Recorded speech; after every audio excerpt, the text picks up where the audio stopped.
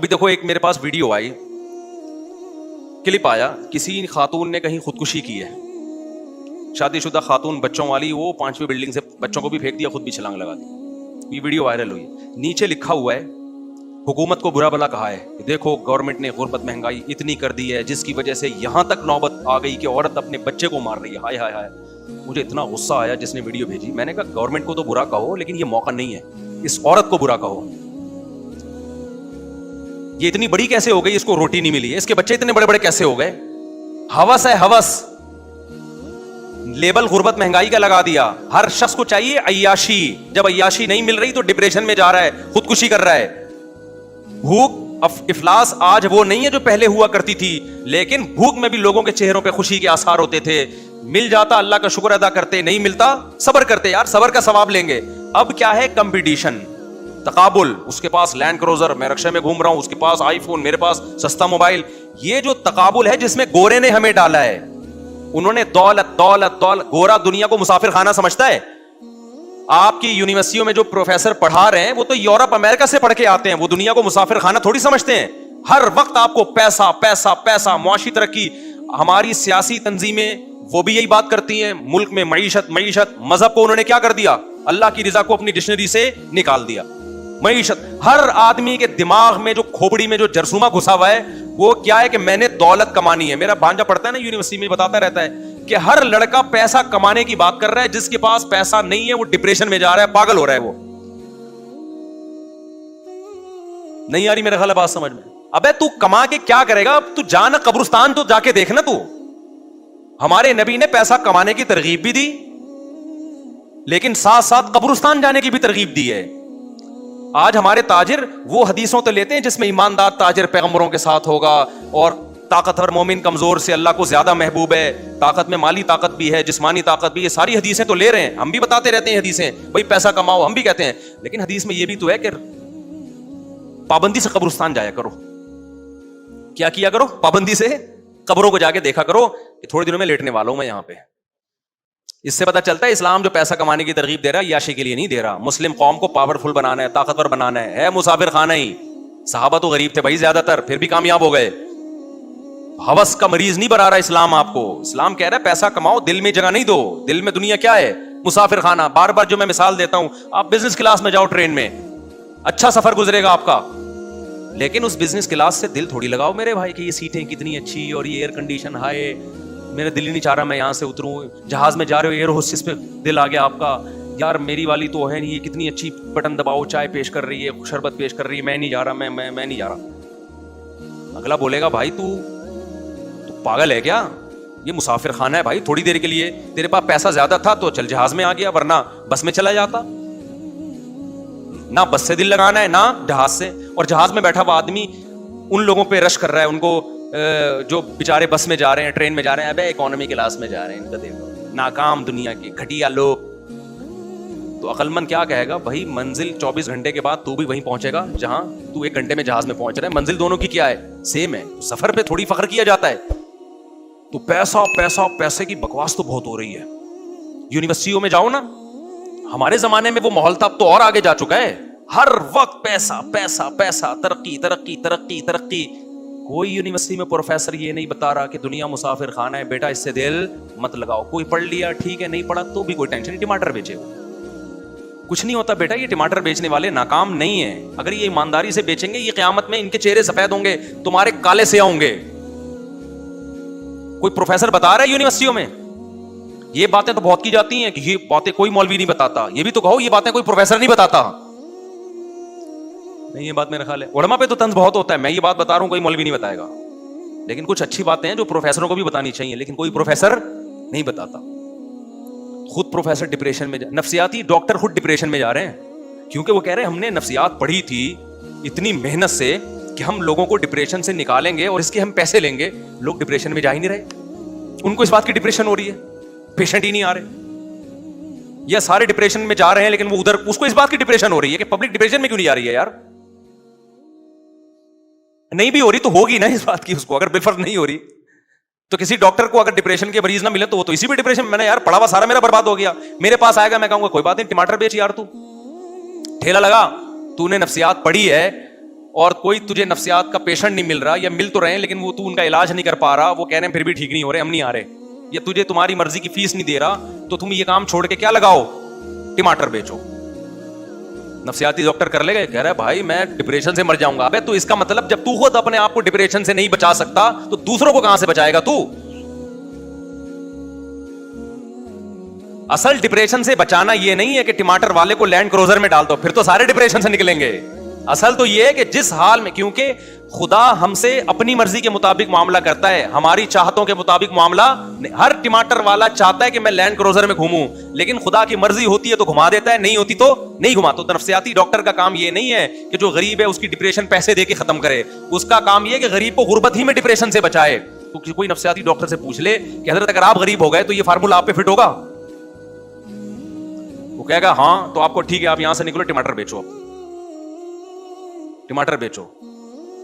ٹھیک ہے, کوئی یہ صحیح نہیں ہے کہ کلینک بند کر کے وہ ٹماٹر بیچے, لیکن حالات ایسے آ سکتے ہیں کہ نہیں آ سکتے.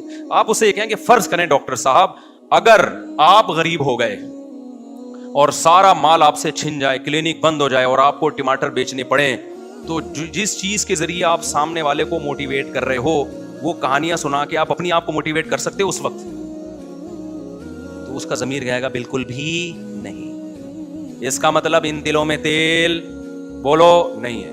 اسلام نے بتایا بھائی قبرستان جاؤ, ٹھیک ہے نا, بولو یار ٹماٹر بیچ کے بھی ادھر ہی آنا ہے, خزانے کما کے بھی ادھر ہی آنا ہے. اور کتنی پیاری مثال دی ہے قرآن میں, مجھے تو اتنا مزہ آتا ہے یار. ہم جب مولوی بنے نا تو ہمارے لیے, میں اس پہ اس لیے بھی زیادہ بولتا ہوں, ہمارے لیے یہی چیلنج تھے, تو ہمیں یہی چیزیں سمجھا دی حضرت نے ہمارے لیے. تو میں تو بالکل, ہمارے خاندان میں پہلے تو علماء گزرے ہیں, لیکن یہ جو نئی جنریشن ہے اس میں تو مولوی بننا ایک بہت بڑا عیب سمجھا جاتا ہے. اب میرے خاندان میں میرے کزن آرمی میں آفیسر ہیں, 2 کزن ہیں میرا خیال ابھی کرنل بن گئے ہوں گے, اور ڈاکٹر ہیں, انجینئر ہیں, اچھے, ہمارا ایجوکیٹڈ خاندان ہے, پڑھا لکھا خاندان ہے. مجھے خیال آیا مولوی بننے کا. جب میں مدرسے گیا تو سب سے بڑا سوال یہ ہے کوئی ڈگری کیا ہوگی آپ کے پاس, اس کی ویلیو کیا ہوگی, پیسہ کیا ہوگا, کماؤ گے کہاں سے, کھاؤ گے کہاں سے. سب سے بڑے سوالات ہی بڑے بڑے پہاڑ تھے سوالوں کے. تو ہمارے حضرت فرمایا دنیا کیا ہے بھائی, مسافر خانہ ہے, ٹھیک ہے نا. ہم نے اس وقت سے انجوائے کر رہے ہیں الحمدللہ, اور انجوائے کے نام پہ منہ بھی چڑھا رہے ہیں لوگوں کا, انجوائے کے نام پہ. ابھی کچھ دن پہلے میں کسی مولوی صاحب کے پاس بیٹھا ہوا تھا, انہوں نے کہا یار تم کیا کرتے ہو. میں نے کہا مجھے تو اللہ نے ایسے کھلایا ہے کہ میں آگے آگے بھاگ رہا ہوں, رزق میرے پیچھے پیچھے بھاگ رہے ہیں. مجھے تو اللہ نے ایسے کھلایا بھائی. ہم نے تو ابھی تک اللہ کا شکر ہے مولوی بنتے ہوئے بھی غربت نہیں دیکھی. آپ کہہ سکتے ہو شاید جب میں مولوی بن رہا تھا مدرسے میں 8 سال, تو کروڑوں روپے مجھے گھر سے جیب خرچی ملتی تھی. میں جب بتاتا ہوں نا اپنے پرانے حالات کہ میرے پاس اس کے پیسے بھی نہیں تھے, اس کے پیسے بھی نہیں تھے, اس کا مقصد یہ نہیں ہوتا کہ میں اس وقت اپنے آپ کو غریب سمجھتا تھا. الحمدللہ میں اس وقت بھی اپنے آپ کو دولت مند سمجھتا تھا کہ میری ضرورت اتنی بھی نہیں ہے, پھر بھی مجھے اللہ یہ ضرورت پوری کر رہا ہے. نہیں یہ بات میرا خیال ہے. ہم جب مدرسے میں گئے, دوپہر کھانا 11 بجے لگتا تھا وہاں پہ. میں سوچتا تھا کہ یار میرے تو یہ بھی اوقات نہیں تھی کہ مجھے دوپہر کھانا ملے. کھانا کیا کر رہا ہے, مل رہا ہے مجھے, اور مزہ بھی آ رہا ہے کھانے میں. تو اللہ نے میری یہ ضرورت, حالانکہ اس کھانے کے ہم پیسے بھی جمع کراتے تھے, میرے والد صاحب پیسے دیتے تھے اس کھانے کے. یار اللہ مجھے کھانا کھلا رہا ہے, حالانکہ میں جاب نہیں کر رہا, میں تو پڑھ رہا ہوں, پھر بھی مجھے تو ایک وقت کا کھانا. یہ سوچ سوچ کے خوش ہوتا تھا کہ میں 20 سال کا ہو گیا, 18 سال کا ہو گیا, اس وقت تو مجھے چاہیے تھا کہ میں اپنا خود کماؤں, لیکن میری ذمہ داری میرے ابا پورا کر رہا ہے بھائی. وہ کھانے کے پیسے جمع کرا رہا ہے اور ہم فری پاکٹ میں کیا کر رہے ہیں, کھا رہے ہیں. اس پہ خوش ہوتا رہتا تھا میں. نہیں آئی میرا خیال ہے بات. آج کسی نوجوان کو روزگار نہ ملے, ابا پراٹھے بھی کھلا رہا ہوگا نا, کھمبے سے جا کے چپکے گا, ہائے روزگار. ابے تو روزگار نہیں ہے, تیری بیسک ضرورت تو بہرحال پوری ہو رہی ہے نا. میری بیسک ضرورت تھی اس وقت کہ مجھے 2 ٹائم کا کھانا چاہیے تھا, اور 18 سال 20 سال میں بھوک بھی ٹائٹ لگتی ہے آدمی کو. مجھے 2 ٹائم کا کیا چاہیے تھا, کھانا. مجھے مدرسے میں وہ مل رہا تھا, میں اس پہ خوش ہوتا تھا. یار اللہ کا دیا بہت کچھ ہے یار. اور بھوک لگتی تھی, 11 بجے ہوتا تھا کھانا, کیونکہ پھر قیلولہ ہوتا تھا, اور ایک عشاء سے 20 منٹ پہلے, آدھا گھنٹہ پہلے. ایسی بھوک میں تگڑ تگڑ بھاگتے تھے ہم کچن کی طرف نا. کبھی دال پکی ہوتی تھی, ایک دن دال تھا, ایک دن سبزی تھی, ایک دن ہفتے میں ایک دن گوشت تھا, کدو تھے, اور اللہ بھلا کرے کڑی پکتی تھی ایک دن منگل کے دن. اب تک جامع رشید میں منگل کو کڑی پکتی ہے. بھوک لگتی تھی, بڑا مزہ آتا تھا کھانے میں. حالانکہ گھر میں ہم اس سے زیادہ اچھے کھانے کھانے کے عادی تھے, لیکن پورا ہفتہ ہم مدرسے میں ہی رہتے تھے. ہمیں تو اس پہ خوشی, یار ہم کچھ کر نہیں رہے, پھر بھی فری پھوکڑ کا کیا مل رہا ہے, ابا کے خرچے پہ کیا مل رہا ہے, کھانا. اور ابا کی محبت بھی پھوٹتی تھی دل میں. ایک ایک نوالے پہ ابا کو یاد کرتے تھے، یار یہ ابا ہے جو ہمیں کھلا رہا ہے. آج ابا خدا کی قسم بچوں کی تعلیم پہ لاکھوں روپے خرچ کر رہا ہے اور بیٹا باپ کو باپ ماننے کے لیے تیار نہیں ہے، پھر بھی ناشکری کرتا ہے، ابا تو نے میرے لیے یہ کیا، تو نے میرے لیے کیا کیا. اس جو ابا نے ہمیں کھلایا نا 8 سال، ابا نہ دیتے تو مدرسہ اپنے خرچے پہ کھلاتا ہمیں، لیکن ہمارے ابا نے کہا بھائی میرے پاس ہے تو میں اپنے بیٹے کو اپنے خرچے پہ کھلاؤں گا. ویسے تو مدرسے میں طلبہ کے لیے جو لوگ آتے ہیں پیسے دیتے ہیں تو طلبہ اس پیسوں سے کھاتے ہیں، لیکن ابا نے بولا بھائی جب میرے پاس ہے تو میں کیوں، ہم اس پہ خوش ہو رہے ہیں یار ابا ہمیں 2 ٹائم کا کیا کر رہے ہیں، ابا کے خرچے پہ ہم کھا رہے ہیں. اتنا اللہ کا شکر ہے، دل بڑا ہوتا تھا یار ابا کے. پھر میں نے سوچا یار اگر میری کمائی لگی تو ساری تنخواہ ابا کو دیا کروں گا میں. نہیں یہی بات میرا خیال ہے. آج جب نوجوان کو دیکھتا ہوں نا میں، یار باپ تمہاری تعلیم پہ لاکھوں روپے خرچ کر رہا ہے، گیس کا بل تمہارا باپ دے رہا ہے، بجلی کا بل تمہارا باپ دے رہا ہے، گھر تمہارے باپ نے تمہیں دیا ہوا، یہ سارا کچھ ذرا اپنے خرچے پہ کر کے دکھاؤ نا چند دن. پھر بھی باپ کے سامنے بدتمیزی، پھر بھی اس کا عیب نکالتے ہیں. کتنی بڑی نعمت. پھر جمعرات کو جاتے تھے، والدہ سے ملاقات ہوتی تھی، ماں کی الگ محبت ہوتی ہے بھائی. ہم تو اس میں یار اللہ نے اتنی نعمتیں، فیوچر کیا ہے، کچھ بھی نہیں ہے. لوگ پوچھتے تھے مستقبل، ہمیں کہا مستقبل کیا، میں تو حال دیکھنا ہے بھائی. کھا رہے ہیں منڈ کے، دوپہر بھی منڈ کے پھوڑتے ہیں. اس کے بعد پھر کیا ہوتا تھا، رات کے وقت ہم پھر مطالعہ کرتے تھے نا، اسٹڈی کرتے تھے. رات کو پھر ہمیں نیند آنا شروع ہوتی تھی ٹائٹ والی. میرے پاس سونے کی کوئی اتنا سا بستر تھا، 1 فٹ کا چوڑائی اس کی، وہ بستر میں بچھاتا تھا رات کو مسجد کے فرش پہ. ایک چھوٹا سا تکیہ رکھا ہوا تھا، ایسا سوتے تھے گھوڑے بیچ کے. اتنی مزے کی نیند آتی تھی.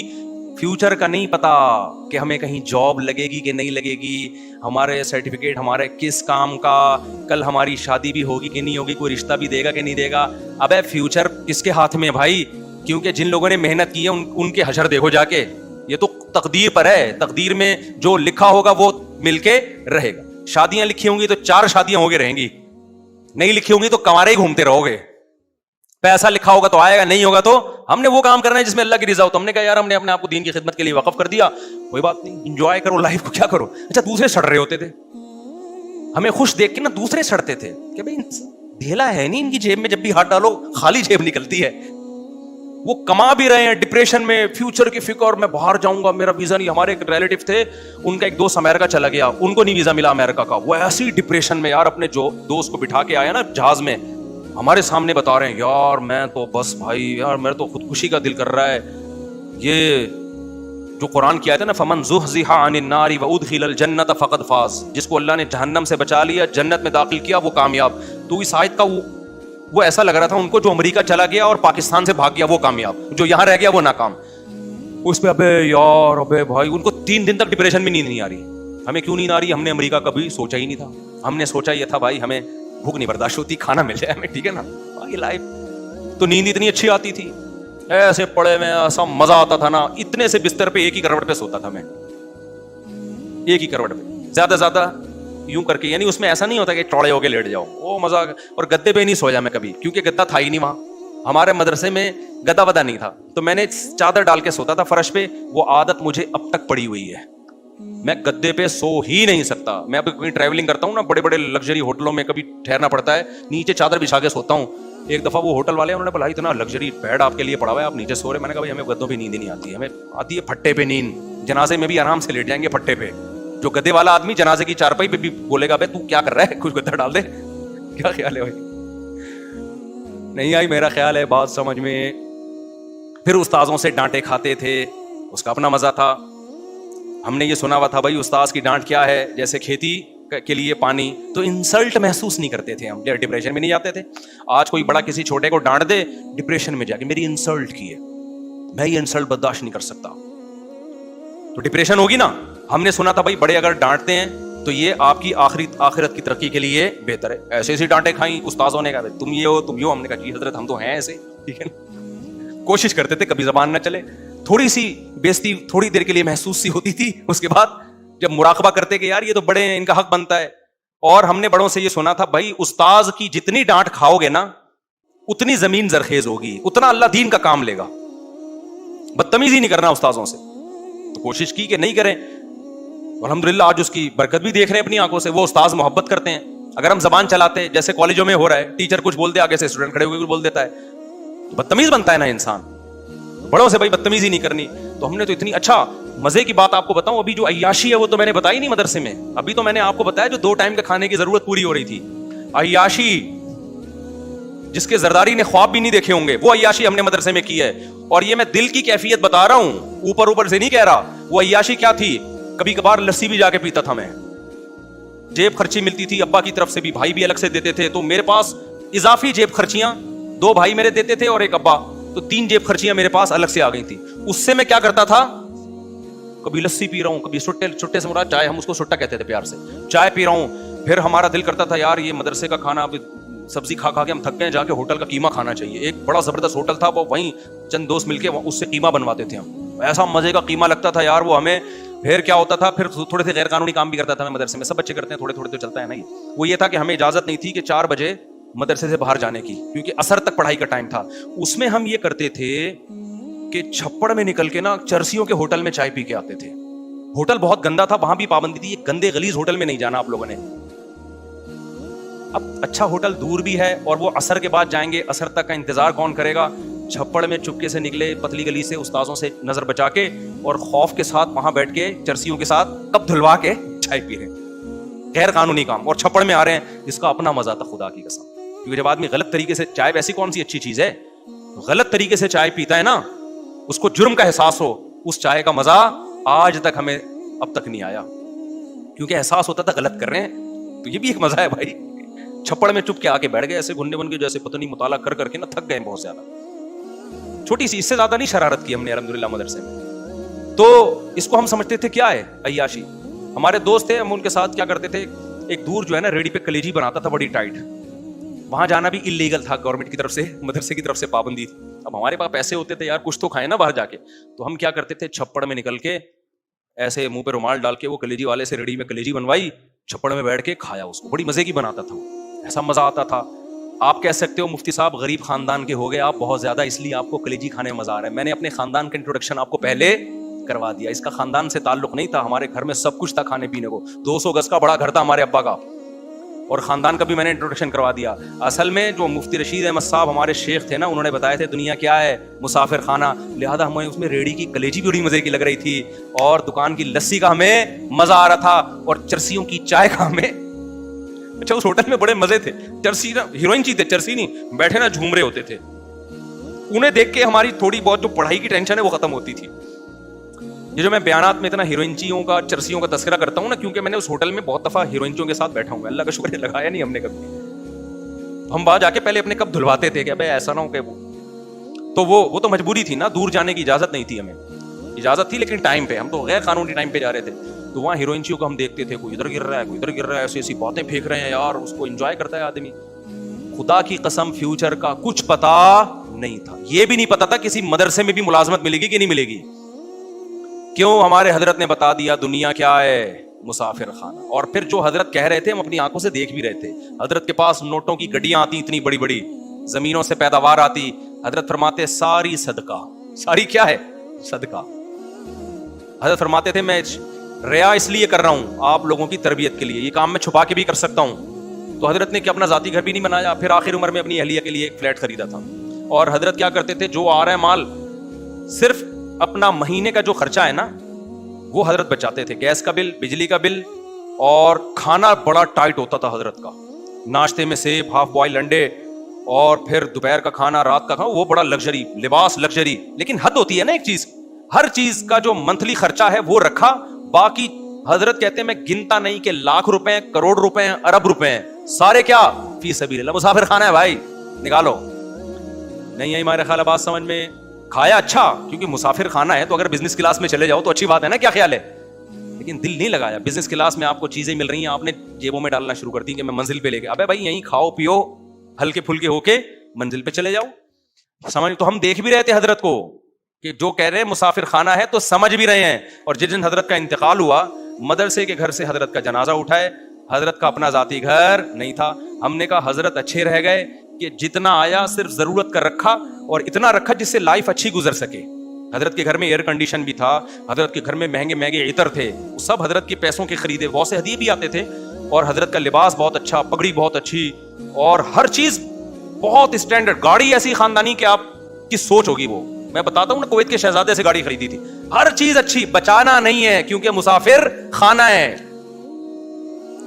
نہیں ہے بات, تو جو آ رہا ہے نکال رہے ہیں, جو آ رہا ہے کیا کر رہے ہیں, نکال رہے ہیں. تو جب حضرت کا انتقال ہوا, ہم نے کہا بھائی یہ خوش قسمت ہے, کیا خیال ہے؟ اب واقعی پتہ چل گیا یہ کیا تھا, مسافر خانہ. ہم نے جنازہ اٹھایا بھائی, ہم نے جنازہ پڑھایا, ہم نے خود اپنے ہاتھوں سے دفنایا, اور ہمیں یقین ہو گیا بھائی واقعی یہ کیا ہے, بولو مسافر خانہ. اچھے رہ گئے جو آخرت کے لیے بھیج دیا. نبی صلی اللہ علیہ وسلم گھر تشریف لائے نا, حضرت عائشہ سے پوچھا کہ کچھ کھانے کو ہے, فرمایا کہ کچھ ہدیے میں کچھ گوشت آیا تھا, کوئی سیری وغیرہ آئی تھی, تو یہ رہ گیا ہے, یہ باقی ہے, باقی سارا میں نے صدقہ کر دیا. یار غربت کتنی تھی, اس میں صدقے ہو رہے ہیں. اور آج جو کھمبوں سے لٹک رہا ہے نا بے روزگاری میں, خدا کی قسم وہ اس غربت کا تصور نہیں کر سکتا جس غربت میں صحابہ رہے ہیں. اچھا اس زمانے میں جب میں پہلی حدیث مکمل کر دوں, نبی نے فرمایا کہ عائشہ گھر میں کچھ ہے, انہوں نے فرمایا یا رسول اللہ یہ تھوڑا باقی رہ گیا, باقی صدقہ. آپ نے فرمایا جو صدقہ کیا وہ باقی رہ گیا, یہ ختم ہو جائے گا. اصل باقی وہ رہ گیا جو کیا کر دیا ہے, صدقہ. مسئلہ سارا یہ ہے کہ نہ نفسیاتی ڈاکٹر دنیا کو مسافر خانہ سمجھنے کے لیے تیار ہے, گورا تو ویسے ہی نہیں سمجھتا, نہ ہم سمجھنے کے لیے تیار ہیں, تو ڈپریشن تو میرے بھائی ہوگی. نسوا اللہ فانساہم انفسہم, اللہ کہتا ہے جو اللہ کو بھولے گا نا, میں سب سے پہلے اسے اپنا آپ بھلاؤں گا, وہ اپنے فائدے کی چیزیں بھول جائے گا, ہوس میں دولت کے پیچھے بھاگے گا وہ پاگلوں کی طرح, اور اس سے ریلیشن کیا ہوں گے, ختم. جب آپ گھسیٹنے کی فکر کرتے ہو اس سے محبتیں ٹوٹتی ہیں, جب دیتے ہو تو محبتیں بڑھتی ہیں. حاتم طائی کا نام لوگ محبت سے لیتے ہیں نا, دیتا تھا, لیتا تھوڑی تھا لوگوں سے. ہمارے نبی کے ہاتھ پہ کتنے عرب کے بڑے بڑے سردار اس بیس میں مسلمان ہوئے کہ ہم نے ان کو ایسا سخی دیکھا اتنی غربت میں, یہ واقعی اللہ کے نبی ہیں, یہ دنیا کو واقعی مسافر خانہ سمجھتے ہیں. تو وہ کیا بات کر رہا تھا, ایک دم ذہن سے نکل گئی. ہاں تو میں عرض کر رہا تھا کہ پتہ نہیں ایک بات دماغ میں آئی تھی, واقعہ آیا تھا, دماغ سے ہی نکل گیا. تو یہ جو بے روزگاری میں خودکشیاں ہو رہی ہیں, بے روزگاری نہیں ہے, یہ عیاشی کے شوقین ہیں. ہاں میں یہ بتا رہا تھا کہ جب ہم ایسی ہمارے حالات تھے نا کہ مدرسے میں ایک دن ٹائم پہ دال کھا رہے ہیں, رات کو کڑی کھا رہے ہیں, ٹھیک ہے نا, وہ بڑی مزے کی کڑی ابھی بھی ہوتی ہے, بڑی ٹائٹ کڑی ہوتی ہے. تو اس وقت مالدار لوگ مجھ سے آ کے پوچھتے تھے کہ حضرت پیسوں کی بڑی ٹینشن ہے, ڈپریشن میں جا رہا ہوں, بے روزگاری ہے. میں ان سے پوچھتا تھا کہ آپ کتنا کما لیتے ہو مہینے کا, اتنا کماتا ہوں. میں نے کہا جس سے ٹینشن کا علاج لینے کے لیے آئے ہو نا, وہ اس کا خواب میں بھی تصور نہیں کر سکتا. ایک دفعہ کیا ہوا, جو سبزی والا نہیں میرے پیسے لے کے بھاگ گیا تھا, میرے والد صاحب کی ساری وراثت میں نے 3-4 لوگوں کو پیسے دیے, کوئی داڑھی والا, کوئی نمازی, کوئی محراب. جب میرے والد صاحب سے مجھے وراثت ملی, اچھی خاصی ہم بیٹھے بیٹھے مالدار بن گئے. ہمارے ابا نے بنائی بھی ہمارے لیے تھی اسپیشل کہ میرے بچوں کا میرے بعد کیا ہوگا. نیک باپ یہ سوچتا ہے نا, خدا کی قسم ماں باپ سے بڑا نا کسی کا کسی پر احسان نہیں ہے. یہ اتنا مقدس رشتہ ہے کہ باپ اور ماں جو ہے نا وہ اپنے آپ کو کھلا کے اولاد کے لیے فکر کرتے ہیں, اور آج یہ اولاد ماں باپ کی قدر نہیں کرتی. مجھے جب پتہ چلتا ہے نا فلاں نے اپنے باپ کے سامنے زبان چلائی یا ماں کے سامنے زبان چلائی, مجھے بہت افسوس ہوتا ہے. اپنی بیوی کو دیکھا کرو یار, یہ بچوں کو کیسے پالتی ہے. وہ چھوٹا بچہ 1 سیکنڈ کے لیے ماں کی جدائی برداشت نہیں کرتا. آپ بچپن میں ماں کے اتنے محتاج تھے, 1 سیکنڈ کے لیے ماں کی جدائی برداشت نہیں ہوتی, چپکا رہتا ہے ماں کے ساتھ, ایسے چیختا ہے. اور بڑے ہو کر کیسے بھولتا ہے, بڑے ہو کر کیسے بھولتا ہے. ایک کیس آیا میرے پاس, ایک خاتون نے کہا کہ میرا شوہر نا 2-2.5 مہینے کے لیے اپنی ماں کو میرے گھر لے آتا ہے, یا 4 مہینے کے لیے, مجھے بڑی تکلیف ہوتی ہے. میں نے کہا خاتون آپ کا جب بیٹا ہوگا, جس کو آپ اتنی تھا اس کا بیٹا اتنی محبت سے پال رہی ہو, وہ بیوی سے اس طرح وفا کرے کہ اس کی ماں کو ضرورت ہے بیٹے کے ساتھ رہنے کے لیے, اور وہ کہے کہ نہیں میں نے اپنی ماں کو نہیں رکھنا, آپ پہ کیا گزرے گی. ماں خود سوچ لیا کرے نا میں اپنے بیٹے سے کتنی محبت کرتی ہوں. اگر یہ میرا بیٹا بڑے ہو کر بیوی کو مجھ پہ ترجیح دینا شروع کر دے تو میرے دل پہ کیسے آرے چلیں گے. تو یہ سمجھ میں آ جائے گی عورت کی کہ یار کتنا بڑا اللہ نے ماں کا حق رکھا ہے. عورت اپنے اوپر رکھ کے نہیں سوچتی. اور ہمارا کلچر, ہمارے اسکالرز, وہ سب آج اولادوں کو ماں باپ کے خلاف کر رہے ہیں. سوچ نہیں سکتے آپ ماں باپ کے کتنے احسانات ہیں, بھول جاتا ہے انسان. تو میں پتہ نہیں کیا بات کر رہا تھا یہ. ہاں ماں باپ تو کوشش کرتے ہیں نا بھائی, ہمارا سب کچھ, ہمارے ابا نے بھی کوشش کی کہ یار میں جاؤں تو, خاص طور پر میں اور میرا چھوٹا بھائی مولوی بن رہے تھے, انہوں نے کہا یار یہ تو کچھ کمانے دمانے کے ہیں ہی نہیں, تو ان کے لیے تو کچھ کر کے جاؤ. لو ابا بہت کچھ کر کے گئے, لیکن اللہ نے بتا دیا ملے گا وہی جو تمہاری تقدیر میں لکھا ہوا ہوگا. ابا نے ہمیں اتنی وراثت دے دی, ہم نے اب جب میں مولوی بن چکا تھا وراثت بھی آ گئی. اب ہمیں کیا ہوا, شادی بھی میری ہو چکی تھی, اس کے بعد وراثت ملی. میں نے کہا اب دماغ میں خیالات, اب تو چونکہ اللہ نے دیا ہے, اب میں کیا بنوں گا, بزنس مین. اب ادھر سے بندہ آیا, مفتی صاحب سنا ہے آپ کے پاس بہت پیسے ہیں. اچھا میں تخصص کر چکا تھا تو لوگ مجھے مفتی صاحب کہنا شروع ہو گئے تھے, فتوی کا جو ہوتا ہے نا انتصاب. میں نے کہا جی فرمائیے کیا کام ہے. اچھا میرے پاس ٹائم تو تھا نہیں کاروبار کرنے کا, میرے پاس تو یہ تھا کہ ہم نے دین کی خدمت کرنی ہے. ابا کا پیسہ آ گیا تو کاروبار میں لگاؤ, 50% تمہارا 50% ہمارا. ابا ہمیں سمجھا کے گئے تھے کہ بیٹا کسی کو پیسہ پکڑا دیا کسی کا باپ بھی واپس نہیں نکلوا سکتا. اور پھر یہ بھی کہتے تھے یہ بات تمہاری سمجھ میں اس وقت تک نہیں آئے گی جب تک بھگتو گے نہیں, کیونکہ چکنی چپڑی باتوں میں آ جاؤ گے. اور وہی ہوا, ابا سمجھا کے گئے.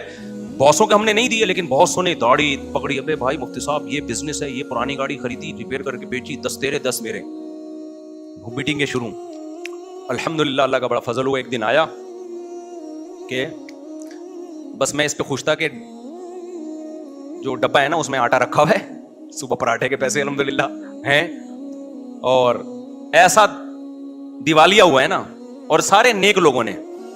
تو آخر میں جو مجھے چونا لگا کے بھاگا ہے نا, جس نے سب سے بڑا نقصان کیا, وہ کہتا تھا, میں اسے کہتا یار میرا بڑا نقصان ہوا ہے, لوگوں کو پیسے دے کے, بڑی داڑیوں والے بھی دیکھے, اور بعض ایسے بھی دیکھے جن کے تبلیغ میں وقت لگے ہوئے ہیں, بعض ایسے بھی دیکھے جو یوں کرتے ہیں, بعض ایسے بھی دیکھے جن کا بڑا چلتا ہوا بزنس. بھائی میں تو کہتا اصل میں خاندانی آدمی سے کبھی آپ کا مفتی صاحب واسطہ نہیں پڑا. یہ وہ تھا جو سب سے بڑا چونا لگا کے بھاگا تھا. یہ وہ تھا جس نے ایسی ڈس دی کہ اس کے بعد کاروبار گیا ختم, بالکل ہی زیرو پہ. تو یہ کہتا تھا اصل میں ایکچولی مفتی صاحب مسئلہ یہ ہے کہ آپ کو خاندانی آدمی کبھی ملا نہیں ہے. پھر اس نے واقعات کے 28 لاکھ میرے پاس تھے, میں نے پہنچا دیا, وہ پتہ نہیں کہاں سے فون. تو بالآخر ہم نے دینا شروع کیا, اس نے کما کے دینا شروع کیا. میں تھوڑے دنوں میں 2 مہینے میں مالدار ہو گیا. اچھا اور مجھے یقین آ گیا اب لوگ آ رہے ہیں مفتی صاحب تھوڑا ہمارا پیسہ بھی لگوا دو, اتنا زبردست بندہ ہے یار یہ. جاؤ ایسے تھوڑی, سمجھ رہے ہو. میں کہا ایسے تھوڑی بھائی, ہمارا ریلیشن ہے, ہمارا کیا ہوگا اس میں. خیر میں نے کچھ لوگوں کے لگوا دیے, میرا کوئی کمیشن نہیں تھا, میں نے لگوا دی. پھر جو ہوا وہ آپ سب کے میں بیان میں سنا چکا ہوں. اچھا پیسہ اتنا لا کے دے رہا تھا کہ میری سمجھ میں نہیں آ رہا کہ میں گاڑی کرولا کا نیا ماڈل لوں یا شیراٹ کا پرانا ماڈل لوں. میں اس چکر میں گاڑی اور الحمدللہ نہیں لی, ورنہ بھیڑا ہی غرق ہو جاتا. سمجھ رہے ہو کہ نہیں سمجھ رہے.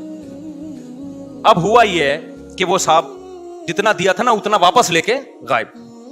وہ دن آج کا دن, اس ٹائم پیپر پہ اس کے انگوٹھے لگے ہوئے تھے بہت سارے, کیونکہ جب ہم پیسے دیتے تھے میں کہتا بھائی شریعت میں حکم میں لکھو بھی, اس نے کہا لکھ لو. میں نے کہا شناختی کارڈ, نے کہا یہ شناختی کارڈ, میں نے کہا انگوٹھا بھی لگاؤ, انگوٹھا بھی لگا دیا. تو 3-4 سال تک میں وہ انگوٹھے لے کے گھومتا رہا ہوں. کچھ بھی نہیں ملتا بھائی ان انگوٹھوں سے, شناختی کارڈ سے, اسٹیمپ پیپر سے. سمجھ رہے ہو, بندہ مل بھی جائے تو کچھ نہیں کر سکتے آپ. آپ یہی کرو گے پولیس کو بتاؤ گے, پولیس کیس چلے گا, کہ کچھ بھی نہیں ہوتا پاکستان میں, تو سوال ہی پیدا نہیں ہوتا. یا بدماشوں سے چترول لگواؤ گے آپ, پھر بھی نہیں نکلے گا. آدھا بدماش لے جائیں گے کہ ہم نے جو نکلوایا ہے تو ہمارا بھی تو کمیشن بنتا ہے. تو کچھ بھی نہیں, جب پیسے دیے تو اسی دن سے انا للہ و انا الیہ راجعون پڑھ لیا کرو. اچھا میں جو اصل واقعہ بتا رہا تھا کہ میں بالکل زیرو پہ آ گیا, اور میرے 2 گھر بھی تھے. تو مجھے چند سیکنڈ کی ٹینشن ہوئی ہے, چند سیکنڈ. جب میں گیا نا, میں نے دیکھا بندہ تو تالا لگا کے بھاگ گیا, ایک دم تھوڑا سا دھچکا لگا. اس کے بعد اللہ کا شکر ہے وہ دن آج کا دن مجھے دوبارہ ٹینشن نہیں ہوئی. کیوں؟ ہم نے کہا یہ تو غریبی میں ملے تھے بھائی وراثت کے, ٹھیک ہے نا. گھر گیا, مجھے وہ دن یاد ہے 10 بجے. گھر والوں کو بھی میں نے بتایا نہیں تھا کہ سارا پیسہ غائب ہو گیا. گھر کچھ بھی نہیں بتایا میں نے, وہ بیان سے ہی گھر والوں کو شاید پتا چلا ہوگا. جب میں گھر آیا تو بچے میرے سو رہے تھے, پنکھا چل رہا تھا, کچن میں گیا, آٹا ہے, دال ہے, راشن ہے, گھر کا ناشتے کے پیسے بھی ہیں, دوپہر کھانے کے بھی ہیں, رات کھانے کے بھی ہیں.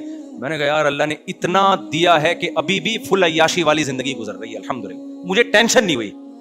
تو میرے دوست مجھے کہتے تھے یار آپ کو تو برین ہیمریج سے مر جانا چاہیے تھا. میں کہتا کس بات پہ مرتا ہے یار, یہ اللہ نے میری ضرورت سے ابھی بھی مجھے. میں نے کہا تیری کتنی ہے, اس نے کہا 1, میں نے کہا میری کتنی ہے 2. میں نے کہا ٹینشن تو تجھے مرنا چاہیے. باتیں کر رہے ہیں ہمارے سامنے, 1 لے کے گھوم رہا ہے اور ہمارے سامنے شو مار رہا ہے. سمجھ رہے ہو بات کو. میں گلگت گیا نا, میری تیسری شادی کے لیے رشتہ تھا, انہوں نے انکار کر دیا لڑکی والوں نے. تو وہ ان کو مجھ پہ ترس آنے لگا. میں نے کہا ترس کھانے کی ضرورت نہیں, ابھی بھی 2 ہیں تمہاری, ابھی ترس ہم تم پہ کھائیں گے. تو مجھے ذرا بھی الحمدللہ ٹینشن نہیں, اس دن سے آج تک کوئی ٹینشن نہیں, کیونکہ مجھے کھانے کو مل رہا ہے بھائی. فیوچر ہم نے پلاننگ کی نہیں ہے ٹوٹ پٹانگ قسم کی کہ ہمیں یہ چاہیے ہمیں وہ چاہیے. بھائی ہمیں بچوں کے لیے نان نفقہ چاہیے, گھر والوں کو کھلانے کے پیسے چاہیے, عیاشی کسی بھی بیگم کو چاہیے تو بھائی ہمارے پاس جو ہے ہم اسی حساب سے آپ کو کھلائیں گے, نہیں ہے تو پھر آپ ٹھیک ہے بھائی پھر جاؤ. جیسے نبی نے فرمایا تھا نا اپنی ازواج سے کہ ہمارے ساتھ رہنا ہے تو اسی اسٹائل میں رہنا ہے, نہیں ہے تو ہم چوری تھوڑی کریں گے, اب جا کے ڈپریشن میں تھوڑی جائیں گے. تو اللہ کا شکر ہے ہمارے گھر والے بھی رہتے رہے. ان دنوں میں ایک بندہ آیا اور اس نے مجھے کہا کہ مفتی صاحب, یہ 2006 یا 2007 کی بات ہے, مفتی صاحب میرے 80 لاکھ روپے کا لاکر سے کوئی بندہ لے گیا ہے, 80 لاکھ روپے, اور میں ایک ہفتے سے ٹینشن میں سویا نہیں ہوں. میں نے کہا بچے کتنے ہیں آپ کے پاس؟ کہہ رہے ہیں وہ تو بینکوں میں پڑے ہوئے ہیں, پتہ نہیں 80 کروڑ ہوں گے کتنے ہوں گے. میں نے کہا اللہ کے بندے, میرا جو بندہ پیسے لے کر گیا ہے نا, میں 0 روپے بچے ہیں میرے پاس. کتنے بچے ہیں؟ 0, 1 روپیہ نہیں ہے, اور مجھے ٹینشن نہیں ہو رہی, اور تیرے پاس ابھی بھی لاکھوں روپے پڑے ہوئے ہیں اور تو مجھ سے آ رہا ہے. ہونا تو چاہیے میں تیرے پاس آؤں, صحیح ہے نا, کہ بھائی میرے پاس ایک بھی نہیں. میں نے کہا یہ پیسوں کا مسئلہ نہیں ہے, یہ اوپر کی سیٹنگ کیا ہے, آؤٹ ہوئی بھی. تو میرے بھائی اگر اسلام پہ آ جاؤ, میں تو کوئی شو مارنے کے لیے باتیں نہیں کر رہا. اللہ کی نظر انسان سے ہٹ جائے 2 ٹکے کی ویلیو نہیں رہتی اس کی. بعض چیزیں بتانی پڑتی ہیں کہ ہم نے جو بڑوں سے سیکھا ہے پارسل کرنا پڑتا ہے تاکہ آپ لوگوں کو فائدہ ہو. اور یہ جو خودکشی کے واقعات ہو رہے ہیں نا بے روزگاری میں, اس میں حکومت کو تو ویسے ہی برا بلا غریبی میں, وہ تو ان خودکشی کے حالات دیکھ کے نہیں کہا کرو کہ اصل میں گورنمنٹ ایسا کر رہی ہے جس سے لوگ خودکشی ہو رہی ہے. گورنمنٹ جتنی بھی کرپٹ ہو, ٹھیک ہے بولو گورنمنٹ کو برا بلا تاکہ ان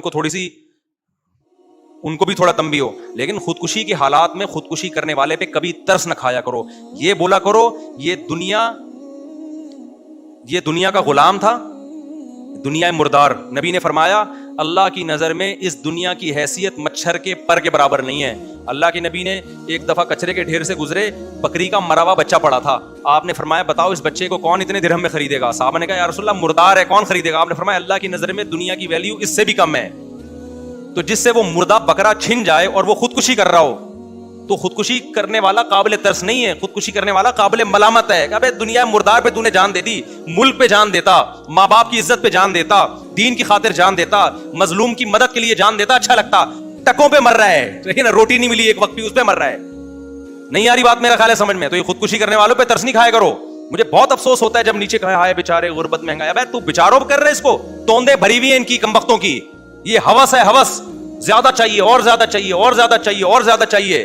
اور یہ ہوس کا مریض ان کو میڈیا نے بنایا ہے, گورے نے بنایا ہے, غیر مسلموں نے بنایا ہے, اور لبرل لوگوں نے بنایا ہے جو ہر وقت پیسے کے پیچھے بھاگتے ہیں. مذہب آپ کے دل کو سے پیسے کی محبت نکالتا ہے. پیسہ کمانے سے منع نہیں کرتا, پیسہ جیب میں ہونا چاہیے, دل کے اندر نہیں ہونا چاہیے. اور دل سے پیسہ جب تک نہیں نکلے گا جب تک دبا کے اللہ کی راہ میں خرچ نہیں کرو گے. نکالو, ایسے نکالو کہ دل سے نہ لگے کہ دل میں تکلیف ہو رہی ہے. وہ صدقہ ہوتا ہے, تھوڑا سا اندر کیا ہو, زخم ہو کے یار یہ میں کیا کر رہا ہوں. لیکن بیسک ضرورتیں پہلے پوری کرو. اتنا صدقہ نہ کرو کہ آپ بیسک ضرورتوں سے ہی چلے جاؤ نا, وہ تو پھر غلط ہو جائے گا. بیسک جیسے ہمارے حضرت اپنا مہینے کا لگژری خرچہ نکال کے رکھتے تھے, اس میں سیب بھی تھے, ہاف بوائل انڈے بھی تھے, اور سیب یہاں سے ختم ہو گئے تو ٹورنٹو سے آ رہے ہیں, باہر سے امپورٹ ہو رہے ہیں سیب. اور لباس, خوراک, گیس, بجلی, جو بھی بنیادی خرچے ہیں وہ پہلے, اس کے بعد پھر کچھ. میں پھر بھی آپ سے کہتا ہوں جمع بھی کرو, آپ بچوں کے لیے بھی بناؤ, لیکن صدقہ خیرات بھی تو کرو نا. جب آپ صدقہ خیرات کرو گے, اپنی مرضی سے مال کو نکالو گے, تو پھر کسی دن نکل گیا تو غم نہیں ہوگا. وہ کام ہوگا جو آپ پہلے سے کر رہے ہو. ابے کیا ہو گیا, آپ ہزاروں لاکھوں روپے صدقہ کرنے کے عادی ہو, کسی دن ڈاکو نے ہزاروں لاکھوں چھین لیے تو آپ کہو گے یہ تو ہم خود سے کرتے رہے ہیں. بھائی یہ کام ڈاکو نے کر دیا تو کیا بڑا کام ہو گیا, ٹینشن نہیں لگا. تو دنیا میں مردار کی محبت میرے بھائی نکالنی پڑے گی آپ کو کائنڈلی, اس کے بغیر بات بنے گی نہیں. اور وہ جو میرا ٹاپک تھا وہ وہیں رہ گیا کہ نارمل کون ہے, ایب نارمل کون ہے, ٹھیک ہے نا. تو اسلام ہی آپ کو نارمل بناتا ہے, باقی ساری تحریکیں آپ کو ایب نارمل بنا